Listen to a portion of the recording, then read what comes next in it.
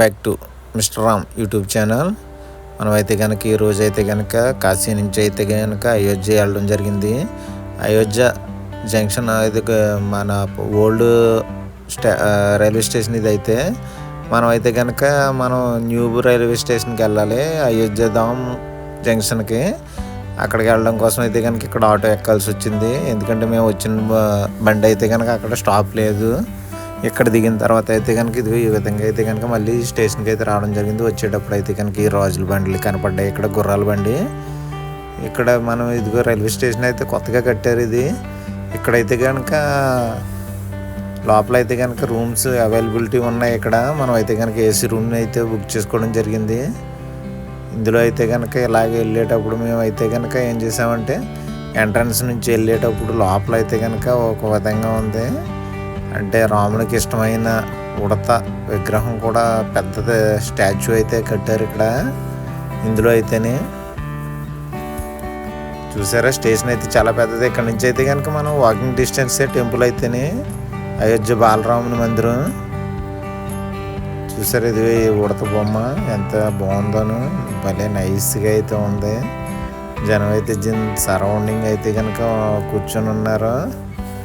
చూసారా ఇదిగోను స్టేషన్ అయితే కనుక చాలా పెద్దది ఇది, అంటే ఇప్పుడే స్టార్ట్ చేశారు ఇది, అంటే ఇంకా పూర్తి స్థాయిలో అయితే అవ్వలేదు, ఇంకా కన్స్ట్రక్షన్స్ అయితే జరుగుతున్నాయి.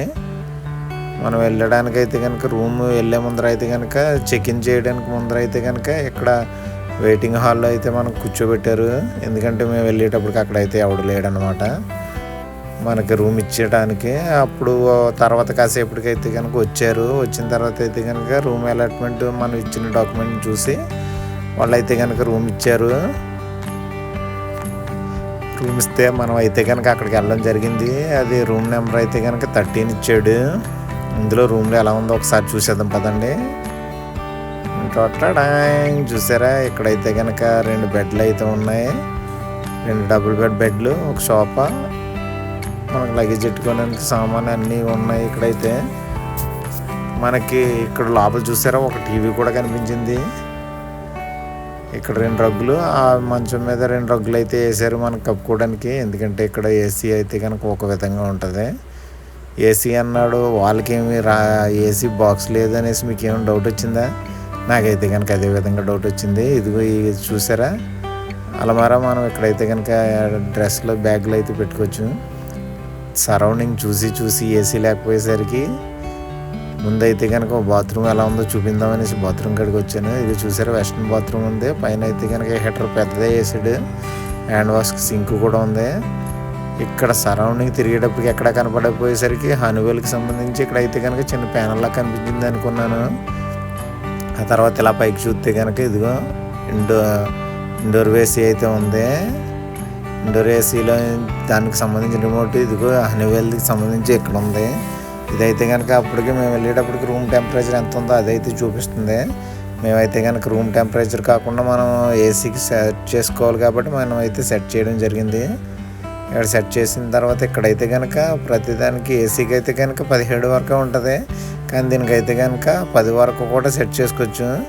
-10 సెట్ చేసేసిన తర్వాత అయితే కనుక జియ్యమంతా సెల్ అయితే ఇక్కడ అది తర్వాత తగ్గుకుంటూ వచ్చిన తర్వాత ఇంకా తర్వాత మేమైతే కనుక మళ్ళీ నార్మల్ చేసుకోవడం అయితే జరిగింది, ఎందుకంటే అంత సెల్లో మనం ఉండలేం కాబట్టి.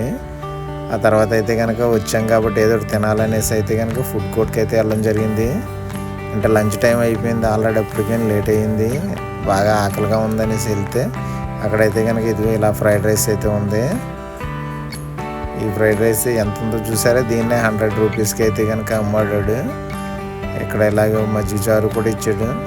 టేస్ట్ అయితే కనుక ఒక విధంగా సూపర్, పర్లేదు. మా వీడియో నచ్చితే ఒక like, share, subscribe, please support me. చూసారా ఇదిగోని తప్పదన్నట్టు అయితే తినాల్సి వస్తుంది, ఎందుకంటే మనం ఇక్కడ మన ఫుడ్ అయితే దొరకదన్నమాట. మరి ఇదే మరి మన